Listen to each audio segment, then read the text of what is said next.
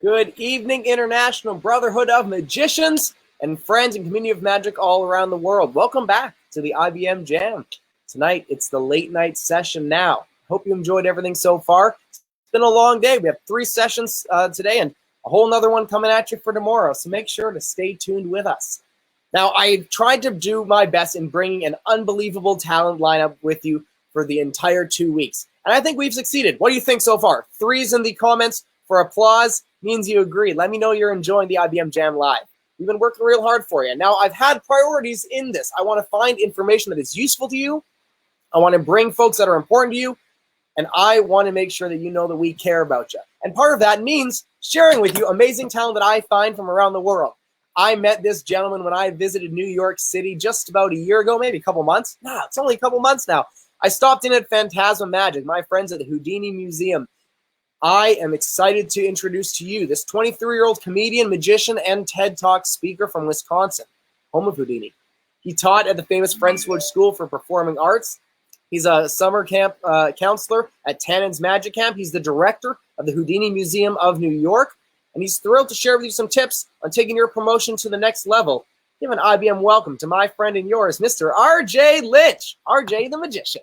Oh, wow. You guys can see me this clear. Oh, wow. Okay, this is big. I did not expect this to be this big. Hello. Xander, are you still there? Just checking. I am. I'm here for you. Okay, checking in case of an emergency. Well, don't you worry. I got you covered. All right, cool. My name is RJ. You might know me. You might not know me. I'm the director of the Houdini Museum in New York, which is also Phantasma Magic. So we're kind of the largest collection of Houdini memorabilia and things in the world. But we also have Phantasma Magic, which we make magic kits and distribute around the world. And we also sell magic, just like Murphy's is a wholesaler, just like any other Theory 11 illusionist magic company out there. So our goal is to get you guys as much magic as possible and try to help you guys out and be friendly. So my main thing is that I'm known for getting magicians press and working as a publicist for a lot of different magicians, the people you may know, people you might not know. So I've worked with Randy Shine, who's a Fool Us contestant, and he's in Philly. He's a great magician. Chris Jones is the hypnotist that was on America's Got Talent that made Howie Mandel shake hands. I've worked with them. I've worked with different little smaller magicians from different areas like Utah and Connecticut. And we're going to get through kind of go through all the different processes that I use to get people press in different areas, because a lot of people don't think that press is important or something like that. But if you Google, let's say magician in Virginia, the first thing that's going to pop up is going to be a news article about a magician in Virginia. And today I've been doing some research. If you Google magician in Texas and or Georgia, because we're going to do a little activity, I guess, a little bit later with 2 magicians that volunteered themselves for a sample press release. If you Google right now, in the South magician, the first thing that pops up is the Tiger King. So that's a weird showing how powerful press is, because if you get in something around the time of something important, let's say around Christmas time, you get in the newspaper, that's gonna, whenever anyone Googles magician in Virginia for Christmas, that's gonna be the first thing that pops up, which is gonna be your article, and then it can click on your website if you do it right.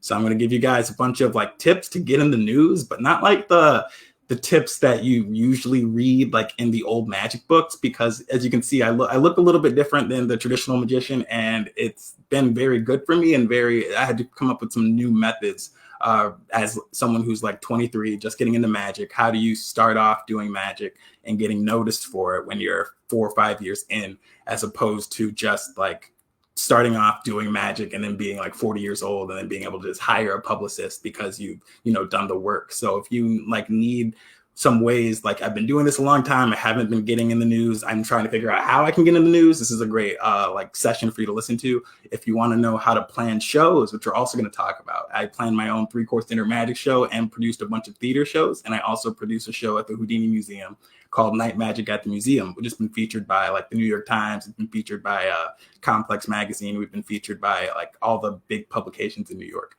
So it's basically taken me 4 years to figure out all of these different skills and tactics that I use to get in the news, but also in the last 6 months I've learned a lot, because moving to New York is totally different. So it's still a different animal that I'm learning to I guess conquer. So the first thing I thought that was really cool was I found this Encyclopedia of Magic, which I've had a long time. And in this, it feels like a Bible, but like in this book, it says one of the things is it has a whole like chapter about publicity.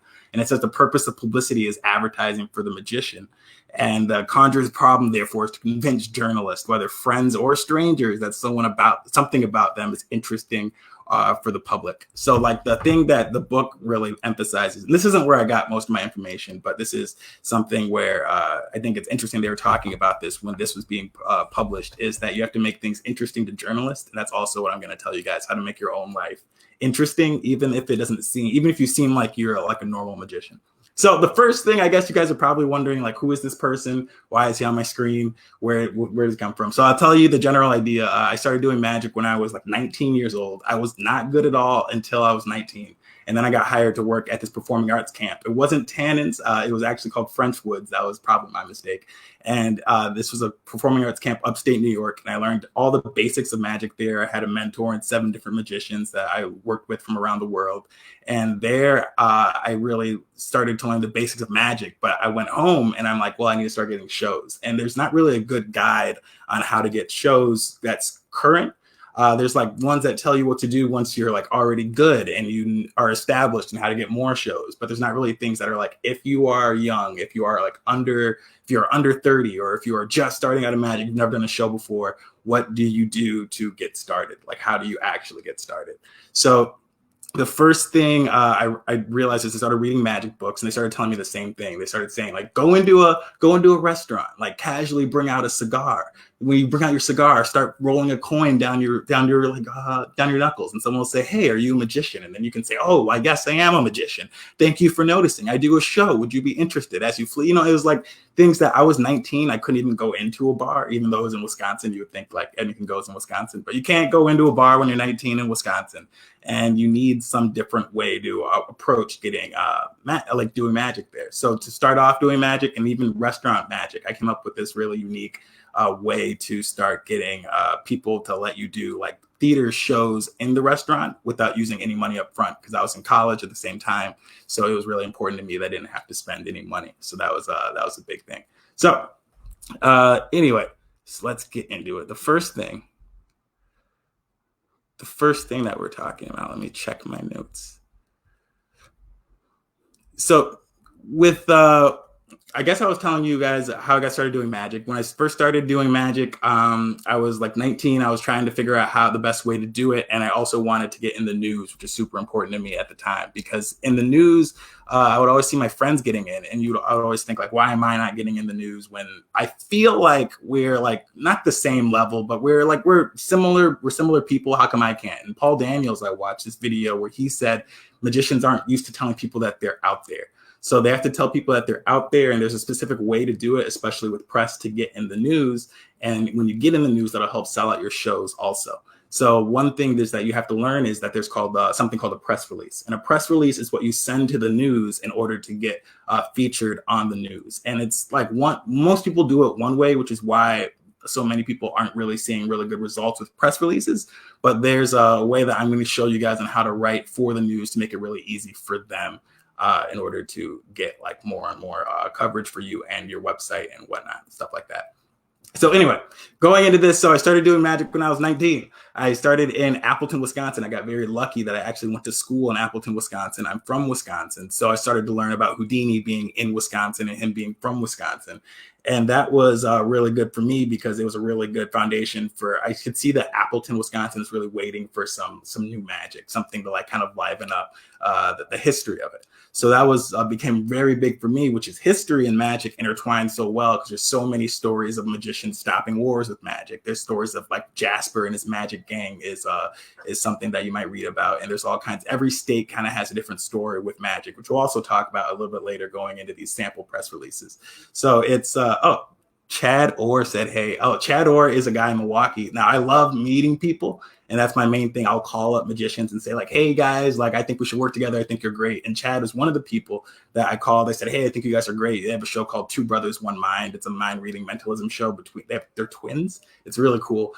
And it's one of the things that like, that I thought was very unique, and it's really important to make connections like that. So that's a side note. But anyway, so after I started doing magic for in Appleton, Wisconsin, like very slowly, I started to realize I need something like to make money, and I needed to do a restaurant show because everyone was doing restaurants. But I realized that with restaurants, it's weird because they don't want you to talk to them anymore. I don't know if you guys have called a restaurant, tried to get restaurant magic. The general idea is that everybody seems to say that restaurant magic is impossible to get, and it's because the one thing that I guess I started doing differently is that I started to pitch the idea of doing a show with a restaurant. And a show is different because a show is an event. People are always looking for events. They're always looking for new and unique events.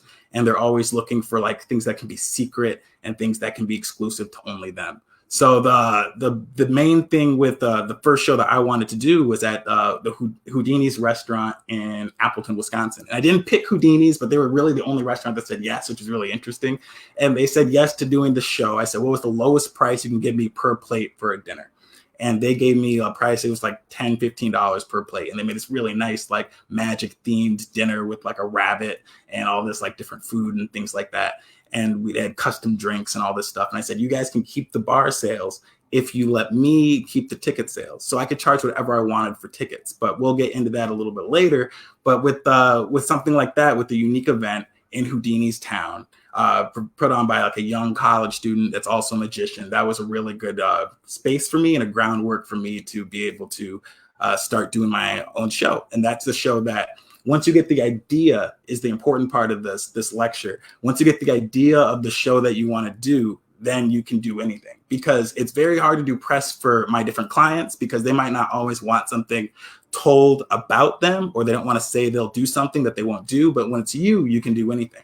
So for instance, if I'm saying I want to do a 3-course dinner magic show with 3 different museums or 3 different magicians catered at the Houdini Museum by this crazy pop-up food company, and I want to do this, that's an idea that it sounds crazy, but I can do it. And when you pitch that, that's when people go, oh my God, that's an interesting idea. So that's one of the things you need to know about pitching is that you need to make someone go, oh, like, what, really? Like when you do that, that's when you can really make people take your press, I suppose. So that's just a general like overview. So since then, I've been since I was like 19, when I was 20, I was offered a TED Talk on magic and communication, which is really huge for me because that's helped for like building credibility. Since then, I've been able to get in like everything in my town, which is in Appleton, Wisconsin. So that's like Houdini town, everything in the town for press. Then I moved to New York and I said, I'm going to take over New York. I want everyone to know I'm here. So I got offered the job as the director of the Houdini Museum, which combines press and communication. And both of those together really were able, I was like, I'm from Houdini's town. I'm young. I'm doing something interesting in New York. And I sent that out with the method. I had a really good formula for how I sent it out. And we were able to get an AM New York, which is the 3rd biggest paper, the New York Times, Fox, NBC, and ABC. So, and Complex, which is really big with the young people. So that's why I always mention Complex. So that's basically how we've been able to, how I've been able to help other magicians and myself get press and what like I've been in. But I wanted to show you guys kind of things that you can do to 100%, in my opinion, 85%. I'll say 85%. This will work to get in your local news. 100, like I can't keep guaranteeing it.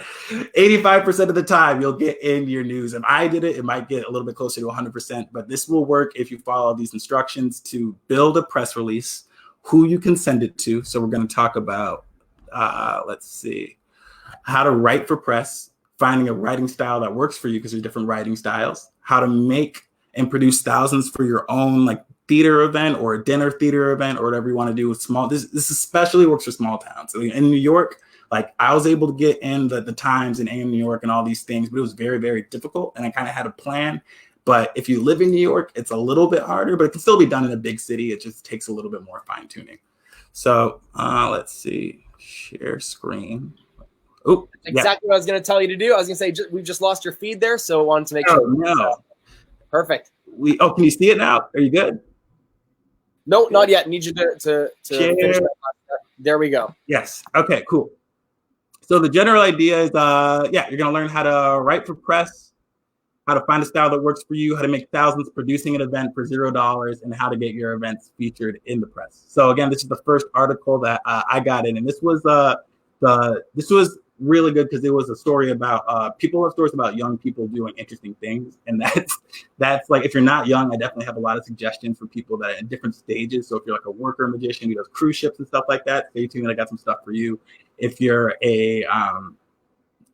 like a younger magician that's just starting out, I have stuff for you. If you're a veteran magician, I have some stuff for you. So I have examples of press releases for every kind of level of magician. And we'll kind of go over that because there's different ways you can attack it. But this is a really great one because this is kind of what launched my career. You have to see your own connections. And my connection was Houdini. My connection was people were saying like, are you the next Houdini? And I got kind of upset because I'm like, no, I'm not Houdini. Clearly, I'm not Houdini. I don't look anything like, maybe I look a little bit like him, but I don't look anything like Houdini. Why is this something that keeps getting asked? But I kind of like slid into it. What do they call it? You kind of veer into the skid because that was really, I could see that was something that was kind of like following me and I couldn't instead of getting rid of it, I should just try to go with it. So from there, I started to write about magic history and all this stuff like that. And you guys really shouldn't underestimate Xander. Are you? I was just going to say, before you get too deep into slides, see if there's a presentation mode that you're able to click on there, and it'll make those slides a bit bigger for everybody. Yes. And then see if it'll follow along. Yes. Perfect. Okay. So, yes. So press releases. Press releases are what you send to the news so that they read what you're trying to say. If you just send an email, like what I was trying to do at the beginning, if you just say, hey, my name is RJ, and I'm a magician, and we have an event that will most likely not get picked up. I actually can guarantee you it won't get picked up, especially if it doesn't get picked up somewhere in like Appleton, Wisconsin. So if you live in a small town, you're very lucky. Because in a small town, there's not a lot of news that happens, and you also kind of know everyone and everything that happens in the town. So if you can say something really original in your press release, which is your document you send to them, which I'll show you how to write one. If you say something really original, that'll really grasp them, and that's what's gonna get them the first thing is they just need to open it. If they just open your email, which is the hardest part, and then they see something that's interesting about magic, which everyone loves magic, then someone will be much more likely to at least tell their editor, which is the process, they tell their editor they like this story, and then the editor will tell people that they're interested or that they want to write the story. So also the press release, which is something that people need to understand, is you can put on the press release, on the document, do not print without permission. So people are always scared. If I put this out and it says something bad about me or something that you misconstrued, they'll just print this. That's not what happens almost ever. So don't be scared of something like that. So press releases can be historical, local, or story-based, in my opinion. There's a lot of different ways to write press releases, but as a magician that writes for magicians, I can tell you that let's see what you guys are saying. Are you saying the sound is something's wrong with the audio? Sound is good. Okay, cool. The audio is working. Xander, is your audio good? Can you hear me? Yes. Yeah, it seems to be a bit echoed as soon as we put in that screen there. We'll try to do a quick either just moving a bit closer to your mic, and if not, then we'll back out of that presenter view. And can you hear it now? Less echoey. It's way less echoey now. It's super clear now. So we might just try it without that presenter view. Right. Sorry for trying. No, don't worry. We'll give it a shot. So by the way, I feel bad. This isn't like a super flashy lecture, but if you do listen to the lecture, this is something that you can 100% use to get news coverage, which will be super important after this corona thing. So after this is much more than a thing, but this is something that it's very interesting because people will be looking for happy news. So we're all like looking for local things and death and sadness, which is really sad, but there's a good opportunity here where you can be the person who provides magic to your community. I always say magicians can be local superheroes. So this is a really good opportunity for that. And also the day after it's announced that this stuff, we can actually start doing things again. People are going to be looking for things to do. So if you can be the person that blasts out your press release or your announcement about some kind of show or some weird event that you're doing, something that might be like, you could brand as like clean or something that's like not like contact free or something like that. If you can do stuff like that, that will be really good for after when this is like, when this is people are looking for something newsworthy.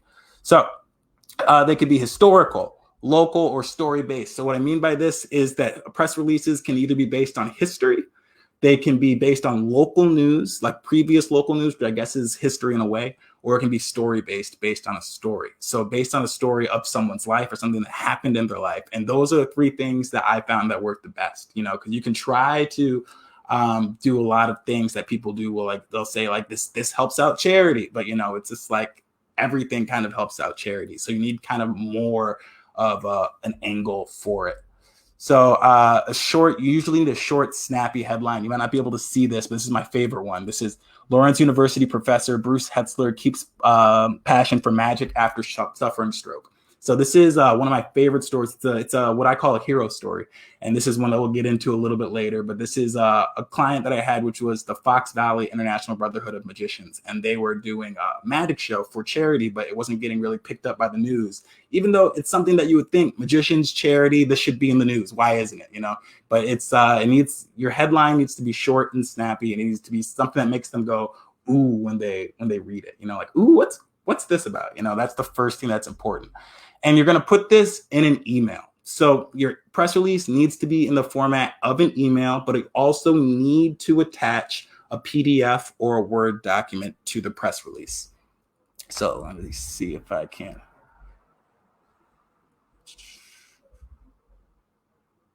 So for instance, if I was going to do, my first show was at the Houdini's restaurant in Appleton, Wisconsin. So at Houdini's restaurant, I would put the date, the time, the location, and you would include the story, the main story that you want to add. Now, this is the most important thing about press releases, in my opinion. So you have the date, you have the location, you have the story, or you have what the subject is about, and you know what you want to promote.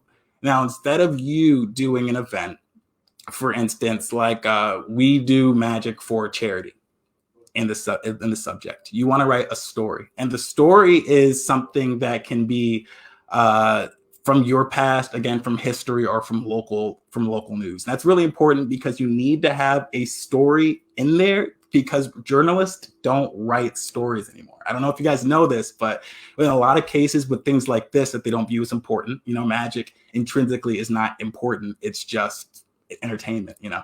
So for something like this, they want the story already written for them, because if they have to research and if they have to write the story, it's not as good in their opinion, because then they have to send someone out to do it, and that's a whole day. But if you can already write a story for them and send it to them, then all they have to do is send some of their reporters and then like copy edit, you know, make some like small adjustments to the story, and that'll make it really, you know, good for them and easy for them. And the goal is you want to make it as easy for them. So you need to include the story, and I'll tell you guys how to craft your story or what a good story is in a little bit, but this is super important because there's a lack of journalists right now in general.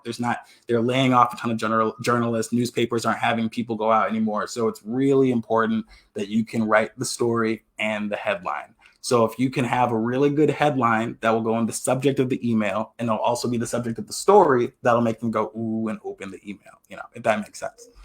So you also want to I try to put a personal blurb in my emails, which means I try to say, hey, my name is RJ. I'm the blank, blank, blank. And this is something I didn't really realize until we got AM New York in the Houdini Museum. And this was probably just a few months ago. And she really, the woman that came to interview us said that you charmed us with your email. And that was something I never really thought of, where the email to open the press release, where it's like, here's my document, please read it. That has to be something that if you work at it, you can really charm them into being like, oh, this is cute. I'll read this. I'll open this. You know, especially if you're like a veteran magician, I've been performing for 25 years. And this is the brand new, you can put that in the email, and that will hopefully charm them into opening it. So that's the goal. You want to charm them into opening the email just with the headline and the subject. So who do you send it to? This is a picture from Google Images. This is not anyone that I know. This is just a reporter, but I like the picture. So you have your press release, which is your story, and we'll talk about how to make stories, but then you have your subject. And in the subject line of the email, I always write press release or PR. And then from there, I will write basically the story underneath it. And then you have to pick who to send it to. And the important thing is that you send it to people who will want to read the story. So it's hard to find those people, but you'd be surprised how many people actually write about magic. So this is a really good tip that no one told me. I figured out by myself, but it took me a while. And this tip was, when you write a press release, when you have your story, your location, your event, your everything you need, your snappy headline, you're going to send it to who?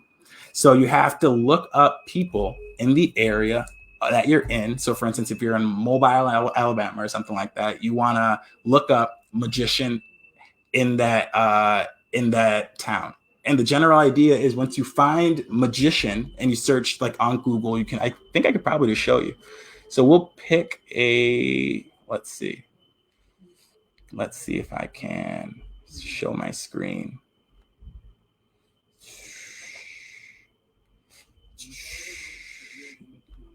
New tab, share. All right, so let's see if I can share my screen. So if I said magician in Tennessee, let's say Christian magician in Tennessee, that works. So if I go on the news section, I can see what things are essentially posted about magicians in Tennessee. I can see who's writing about magicians in Tennessee. And you might not find one in like the first time, but then the second time, maybe you'll find one if you get more specific. And this is a good article about, I think Lance Burton is mentioned in this one. So this one, the cool thing is that you can usually see who this is written by. So this is actually published by someone else, but usually you can see who it's published by. And then from there, you can just like go and find their email, and you can make a list of different emails of people you can send things to. So the general idea is that you want to send press releases to people that are going to write about it. So I try to Google magicians in the area, and that'll really, really help target people instead of just sending it to everyone. Because, news will typically have, news tips at tmj4.com, like this, but the tip lines, like everyone goes for the tip lines. So the easiest thing you can really do is to try to find different journalists and different people who have already written about magic in the past. And that's really the easiest way to find people to send your press release to. So that's a good one. Let's see. Let's see, share screen. We're going back. So you want to find people who have already written about magic in the past. That's the easiest way to find a list, create a list. And I keep them in an Excel spreadsheet. So if I have a thing about, let's say, producing events in New York, I'll have an Excel spreadsheet of everyone that I could send it to that is about New York-based events. Or if I do one in Connecticut, which I've done one before with a guy named Nevin Sanchez. We did a show. I produced his show from Wisconsin while he was in Connecticut, and I got the press out for the show. And the thing about Connecticut is that you have to, again, research people who have written about magicians, but there's certain states that are kind of hotbeds for magic. Connecticut, Philadelphia, like in the South is a little bit more. So it's it's not too hard to find people that you can really send all kinds of press to, especially people who already have an interest in magic and whatever you're talking about. So if my story typically is about me being a Black magician, there's a lot of different angles. There's the history angle of different Black magicians from the past, like Richard Potter or Henry Box Brown, who have gotten a little bit of attention over the last few years. There's a lot of the magic doesn't have a lot of diversity yet, and that's something that I can write about and put out in a story. And if I'm doing a story specifically about Black magicians, I would search Black history stories in the news for the area. And that's a really great way to get people who might not write about magic specifically, but they might be interested in this because of the second kind of the second thing you have in your story. So search for journalists that are previously interested in magic. Email editors. This is a big thing because a lot of times the info and news tips at blah, blah, blah.org, that'll go to everyone and no one will see it. For some reason, even if it goes to everyone, no one sees it. So really great tip is to start looking for editors in your area. So you go to the website of for instance, my local town had one called the Journal Times. And at the Journal Times, you can look up the managing editor or the senior editor, the executive editor, the deputy editor, anyone who's like in charge, and you want to make sure to send a copy to them also. So you're going to BCC, which is the blind copy, and an email. That way no one can see who you're emailing it to. So when they do, you do a BCC of all the different journalists that have written about magic in the past, people that have written the things pertaining to your subject, and managing editors, and you ask them I guess you email them your information, you email them the press release, and you email them, hello, my name, and try to charm them with your email and try to make them open your email. And again, in the subject link, if I was going to do a story about, let's say, magician performs for charity or something like that, you'd have your magician perform for charity press release in the subject, and then you'd have something to make them want to open it. And you have to realize that you only really have like 25 characters. So you want to try to condense the meat of the story into that 25 characters. And sometimes it won't even make sense. So sometimes it's even better if it doesn't make sense, because then they have to say, what is this about? So for instance, when I sent out a press release that I'm going to show you guys about, Henry Box Brown was a magician. He was a great magician. I'll tell you guys a little bit about him. He was a magician and escape artist, and he shipped himself to freedom as a slave from Virginia to Philadelphia, which is actually one of the press releases that I wrote about, because we have a Philadelphia magician. So this is there's a lot of really great stories. Like I've heard the story I was telling you guys about the Magic Gang. I believe his name is Jasper or something. If anyone knows in the comments, let me know. And it was a gang that apparently helped to fight some war through using like magic tricks and stuff like that. And it's like little weird stories like that all take place all across America. So like taking advantage of the historic angles and things like that and being able to relate that to you is a great way to do this. So anyway, so you email the editors and the senior editor. The editors are very, very important, because they will usually be like, hey, I like this story. Can you do it? Or if you send it to everyone, also, if you can also send it to find everyone's emails on the Google page, or on their website, on like the Journal Times website, or whatever publication website you're on. You can go and look at the different people who write for, yes, Jasper Masklin, the War Magician. Correct. There's a book about it. I'm currently reading the book. So, but yes, there was with press releases, you really want to find people in the community, send it to all the editors, send it to anyone like that has control over that. But the main people are the main editors, the senior editors, because they'll like dictate who they want to send it to. But sometimes there's like a passion project with a lot of people, where if they really like writing about Black history, or they really like writing about women in interesting professions, maybe a female magician, a woman in magic, maybe she could email them and be like, this is a really great story about women doing something interesting. Just because it's magic, you shouldn't discount it. So that's something that people will fight for your stories a lot of times. So you have to. So I've even found people who will write, for instance, again, Black history, something I talk about a lot, something I write about a lot. So I'll even find people who, like smaller journalists who've only had, maybe this is their first story, but they've been like, hey, you might like this story. Why don't you try to write this? So yes. So here's a story. This is one kind of I talked about how to kind of craft a press release, how you need your information, you need your story. But you might be like, what kind of story is a good story? Or what story do I have as just a normal magician? Because not everyone finds press at a time where it's convenient for them, if that makes sense. So maybe for instance, my mother had cancer, is a thing. She had breast cancer, right? So if there was an event that was doing something for cancer research, that would be something great for me to be like, my mother had cancer. I'm going to link this to this to get the word out to as much people as possible. But sometimes maybe that cancer event might come like at a weird time, or maybe something like that, where a life event that would be great for press happens at a weird time that wouldn't correlate from an event that you're trying to do. So you have to sometimes dig deeper than just something that recently happened to you in order to make a press-worthy event. So this is one of the guys I worked with, Randy Shine. I still work with Randy from time to time, and he's a Philadelphia-based magician. You might have seen him on Fool Us. Hold on, let me see if I can bring up the screen. Oh, it's already sharing. He was on Fool Us. He's just a fantastic magician. He's been doing magic for about 15, maybe, I don't want to misquote, decades, for a few decades. And the thing is about Randy is that he was a little bit later in doing press, but he's a Black magician. And this is very obvious. So, you can't, all my press releases can't be Black magician. That's like a little bit, it's a little bit too contrived. So for this one, I had to come at it from a unique angle. So Randy has been performing for a long time. He's like such a worker. He's not really doing anything like crazy new right now. And he already did fool us. So we can't really advertise that. So for Randy, I Googled people. I guess I thought about it a lot, thought about who would relate to him from a historical angle, because he's a very philosophical person. Randy's very very wise and very like eclectic. And I knew that like a historic angle would really fit in well because he likes to talk about history. So I started to look up like different people in the history of magic. And one of them was Henry Box Brown. And I was like, Henry Box Brown, maybe we can relate this to Randy. So I started to look up Henry Box Brown and found out that he was actually from Virginia and shipped himself to Philly.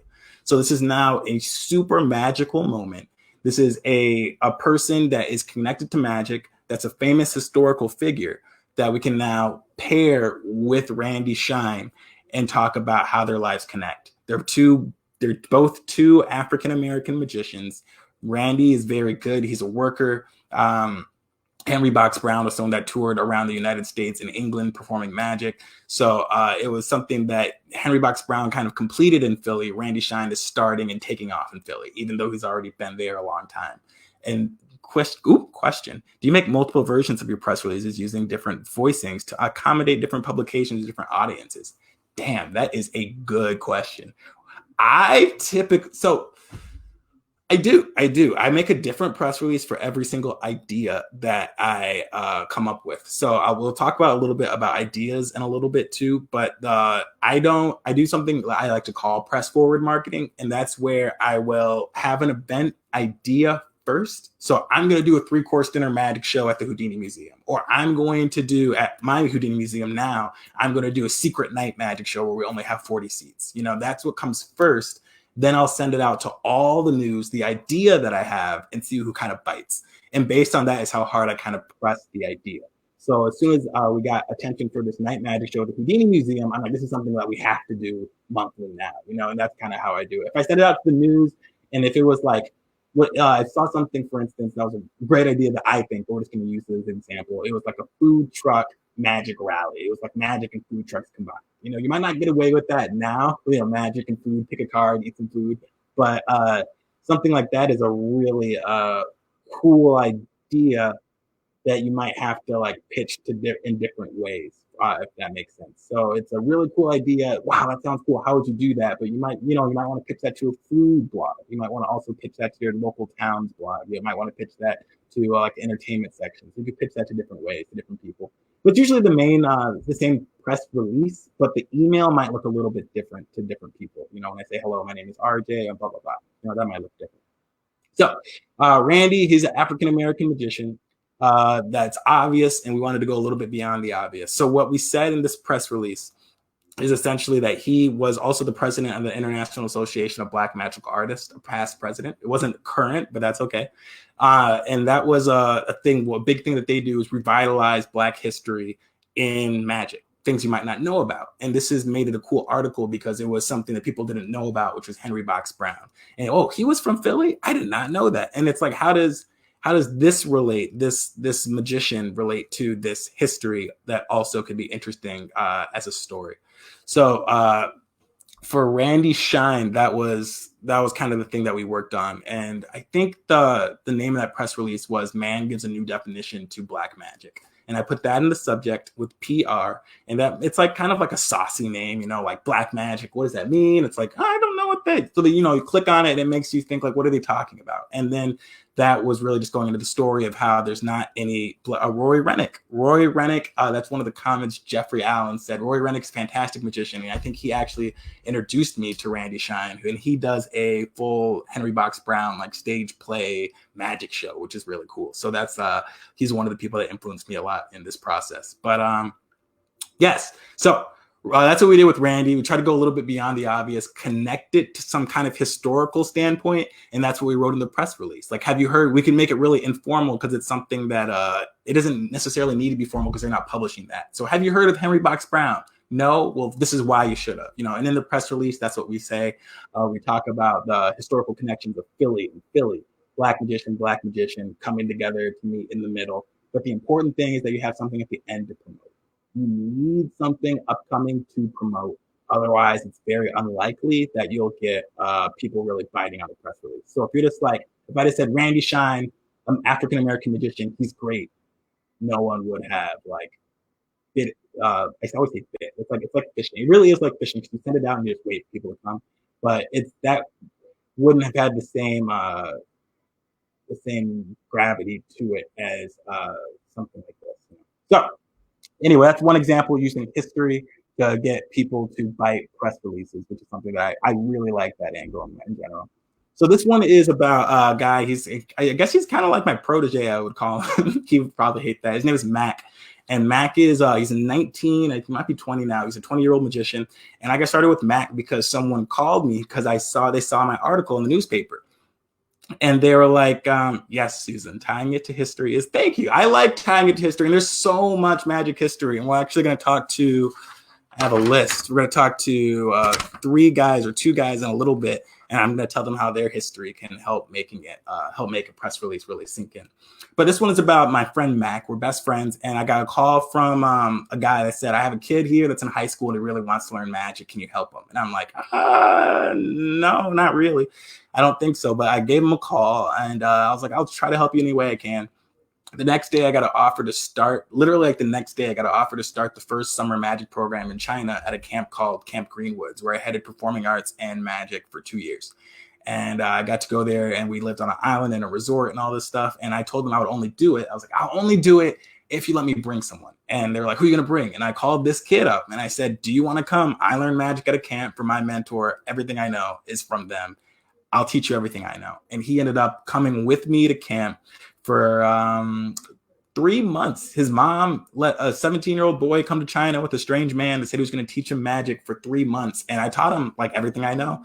And he was excited to come to China, but I really had to stress to him why he was going. And the reason was because I'm like, if you want to get started in magic, you have to do something interesting. And you aren't getting hired for gigs now because no one knows you. And no one knows you because you aren't doing gigs. So it's a weird circle. So I'm like, this is how you should start.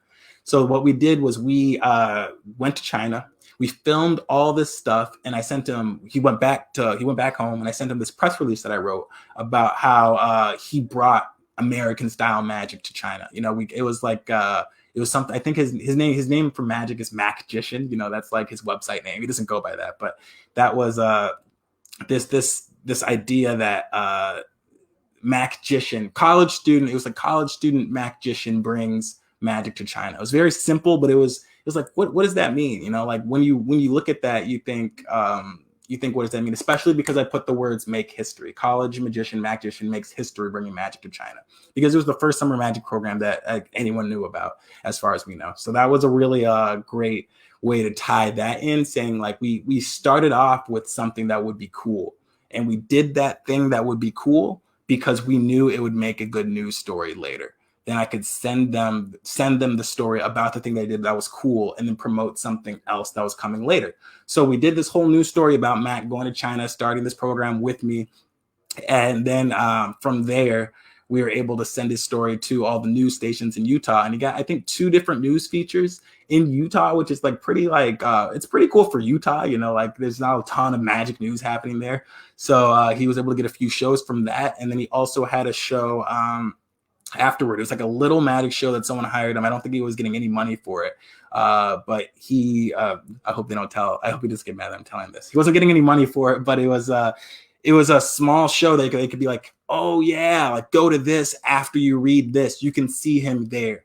And that was a really big moment for him, because when you had that, you can see them there moment, the press tends to go for that story more because they get excited that they can come and follow up. They can come take pictures. They can do whatever they want like that. So that's really, that's another important thing there, that you need to have a see them there moment. And that's what sometimes you can make an event. Xander. So I know there's a lot of information to pack in. It's a lot of stuff that people do want to know, but I just want to give you a heads up. We're a 15-minute mark. We got time. We still got time to play. But I know you do have guests waiting to come in. Yeah. Too, so I wanted to put that in your head and get back to some fun. All right. I'll be quick. All right. So yes, we made an event after that was the purpose was to get press, and that's okay. So know that you can do that. You can manufacture events, which is another thing that's important. All right. This one was a cool one. This one was my friend Nevin Sanchez. And this was, he's from Connecticut, and he did a show. I was trying to get him to do shows because he didn't want to do a show. And I'm like, man, you have to do a show if you want to get more people to know who you are. And he had a decent amount of people knowing who he was, but he had never produced a show. And I'm like, it could be as easy as finding any kind of space that you have. What space do you have that's available to you? And he had his mom's photography studio, which was unused for most of like the year. So I was like, man, you have to do a show in this photography studio, limit it to like 20 seats and tell people it's an exclusive show. So that's what we did. And this one was free, but this is a great jumping off point to start doing more magic shows after you do your first free one and after it gets in the news. Because after you get in the news, it's really lame to say like, oh, don't have anything for you guys to see me at. See you later. That's really bad. But with something like this, if you can, Nevin was another person. I brought him to China with me the next year. So this was last summer. So this was a few months ago. Nevin came with me and I'm like, I'm going to set you up with this. Then afterward, you're going to put on a show. You're going to announce it and then put on a show. And that's going to let you really do a lot of cool things. Hold on. Give me 1 second.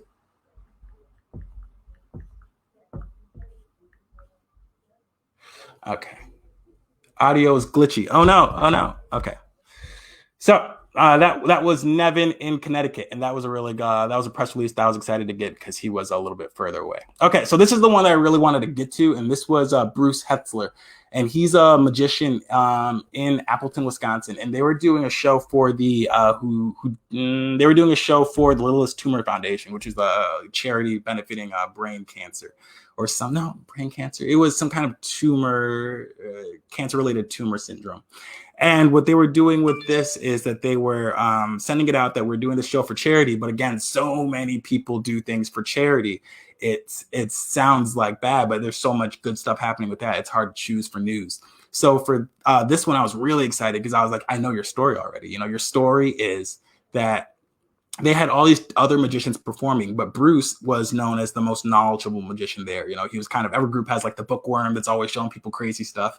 And that was really Bruce's role in the society, in the IBM for the Fox Valley region where I was.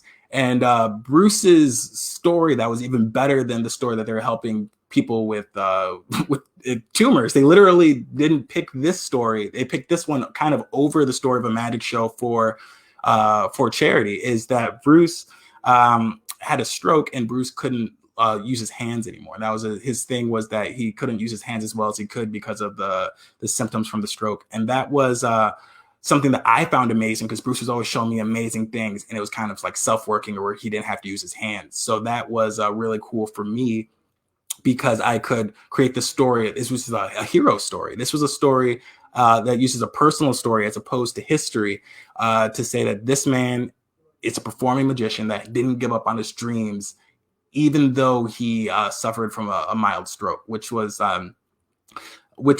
very interesting because Bruce is also a neuroscience professor. So this could really get it tied in a lot of aspects from his life because he is a professor of the brain that had a brain injury, but now uses his mind to create magic and without his hands. And I think that was just amazing. So that's why I was super excited to tell that story.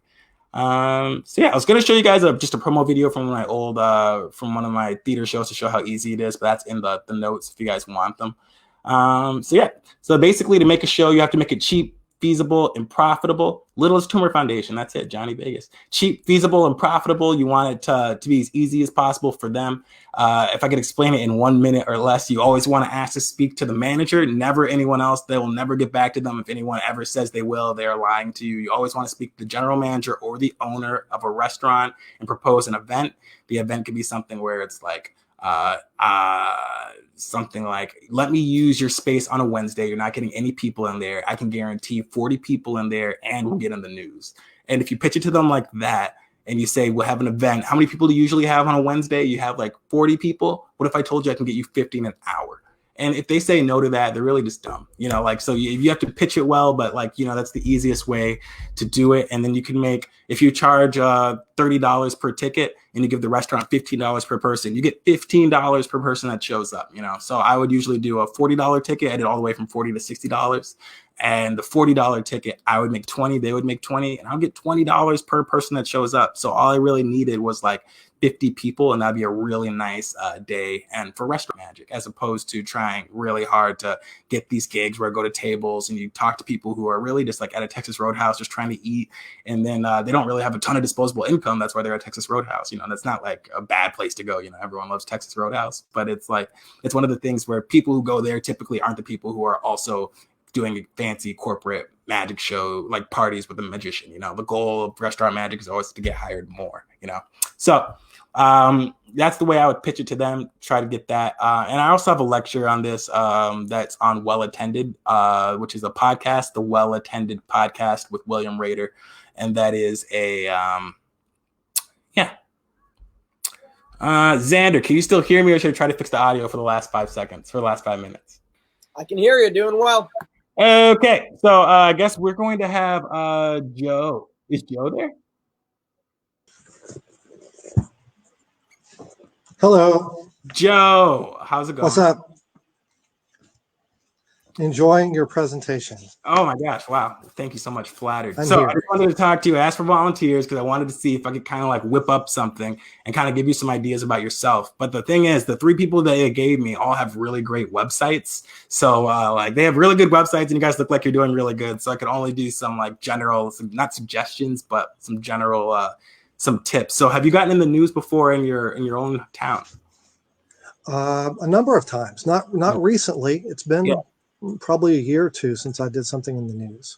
Yeah, and I find a lot of people that are like really seasoned people like you, like have a lot, like in the past when they had more journalists, they had a lot of like stuff about them happening. And once they started to get less journalists in the last like 5 years, I found that it's like been a little bit deteriorating a little bit, if that makes sense.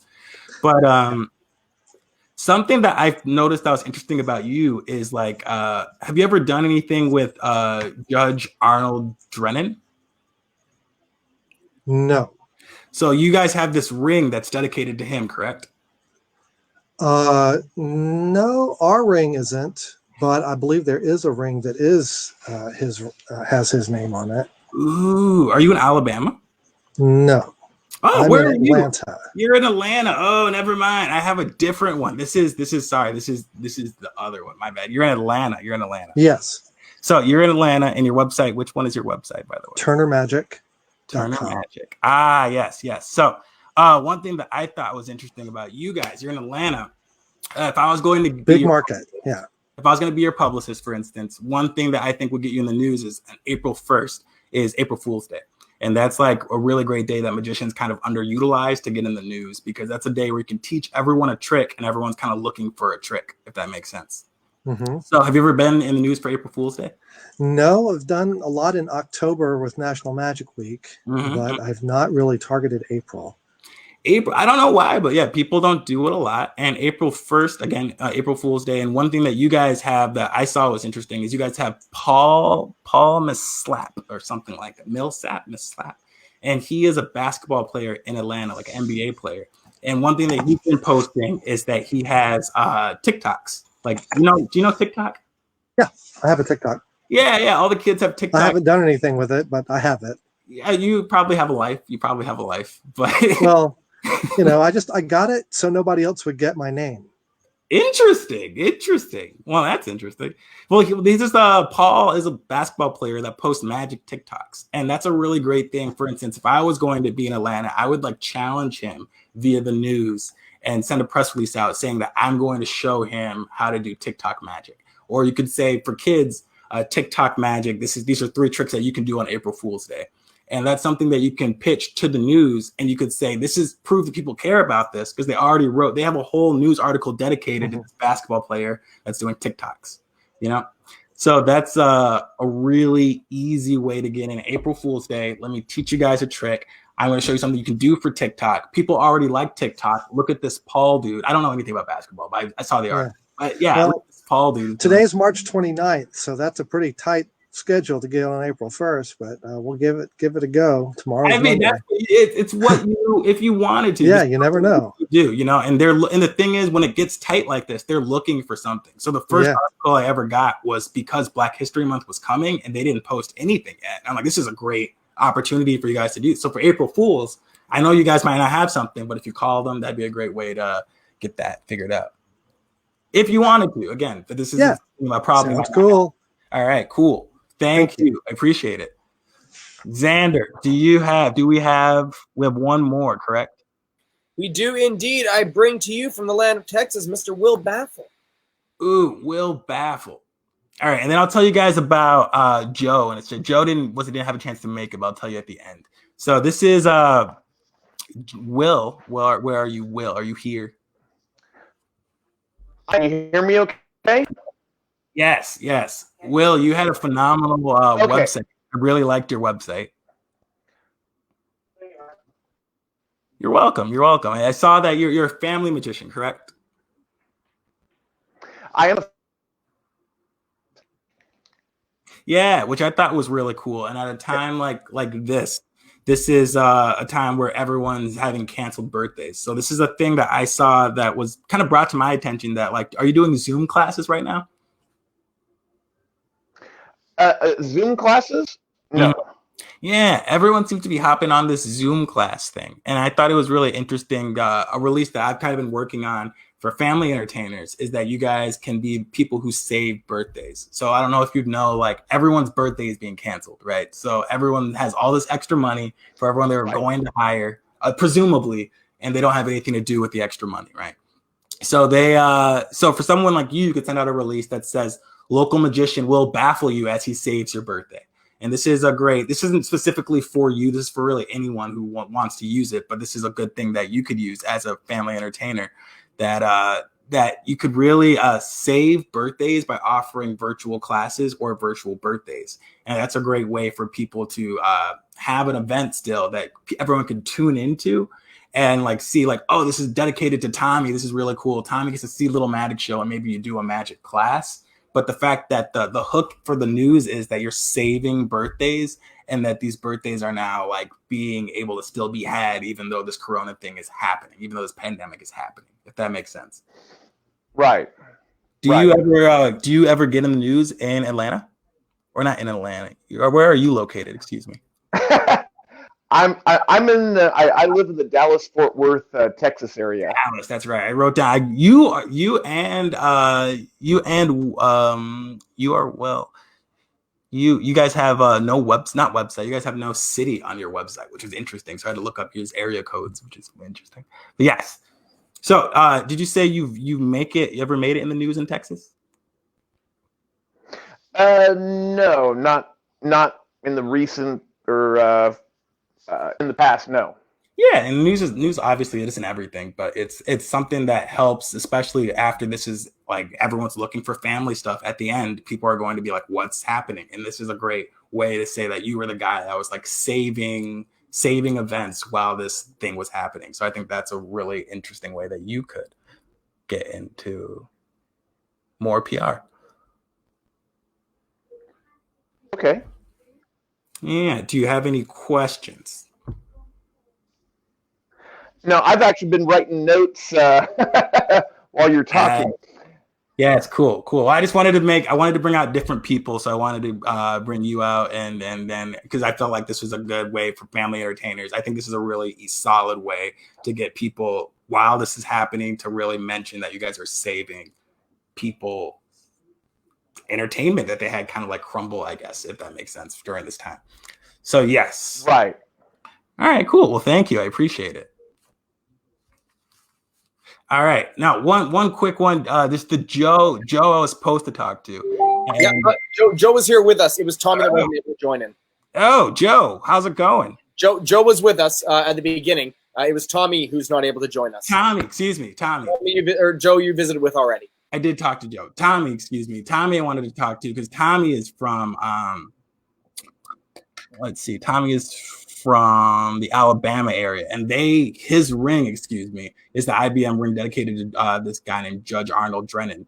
And that's a really cool story because he was a judge that did magic as a hobby on the side. And I believe they named the ring after him. I wanted to ask him more questions about that, but that's a great kind of a local and a historical tie-in, because with that's a local hero figure that people really like, that they would be able to kind of like dedicate an event to him. They could dedicate some money to his family. They could do anything, create a scholarship or any cool like little event to kind of like honor him. And that would be something that's always looked like favorably towards for the news. So you have to be careful not to do things. I'm only going to do this to get in the news. You should try to be genuine, do something you care about. But it seems from Tommy that he really is passionate about this, because I believe he's the president of his ring, and he's also they named it after him. So that would be a really putting him any thought towards him in any press would be a really good idea for him.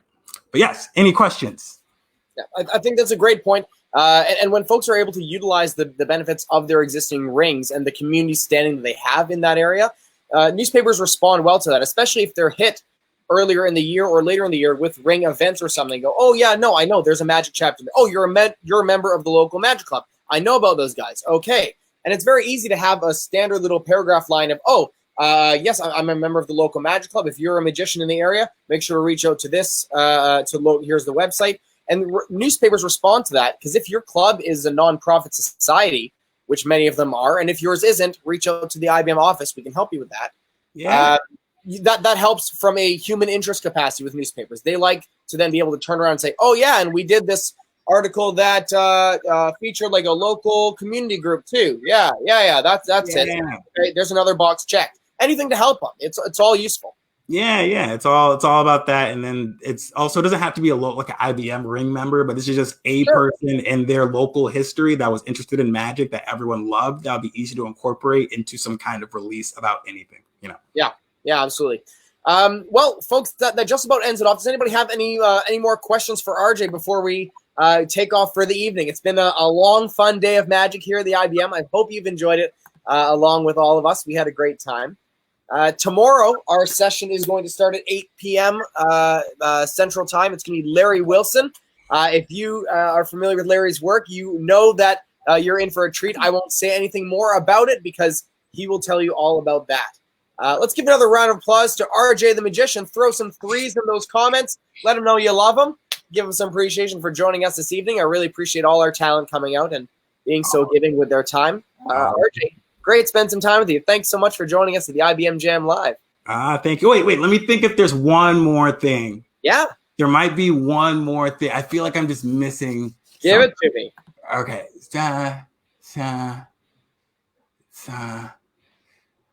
Okay, when you send out your press releases, make sure that you aren't thinking that I'm not special. You have to find, again, that story that's inside of you that is interesting to people. And then, here's the important thing also, the last important thing. After you send it out, once you get this first article, people will start to know you from that. So always try to reference that article, because people will be much more likely to talk to you afterward than you. Whenever I see news people on the street, whenever I would see them, and if you start to look for them, they're out there a lot getting gas at Walgreens. You can literally get their card and email them. So if you get their card and say, hey, I'm a magician, I have some crazy things coming up, let me email you. They will give you their card. That's a great way to make connections. Yeah. I think that's a great point. Sometimes as magicians, being that we are the product or service ourselves, we are simultaneously our own worst critics. But sometimes you have to be able to look at yourself in a flattering light. And that's difficult for a lot of us too, to say, oh, well, what makes me so special? What makes me so great? We spend so much time trying to find those angles to distinguish ourselves that you don't really have the best view of yourself in the general public's view. So that's why reaching out to someone like yourself, having a manager, having an event writer, having a press release writer, someone else who is either knowing of your style or good with press releases, to reach out and say, hey, here's my bio, here's my work, here's the upcoming shows or markets I'm working in. Here's some video of me. Just handle it. Just make me look good, make me sound good. And there's a huge value in that. So folks, if you haven't spent some time practicing press release writing, it's a good time to start. Yep, I'm always here to help too. rjthemagical@gmail.com, rjthemagical@gmail.com, or rjthemagiccan on Instagram. Awesome. Well, thank you very much, RJ. Everybody, let him know you love him, and we will see you tomorrow night at 8 p.m. Central for Larry Wilson. Thanks for joining us, everybody. This is the IBM Jam Live. Yes.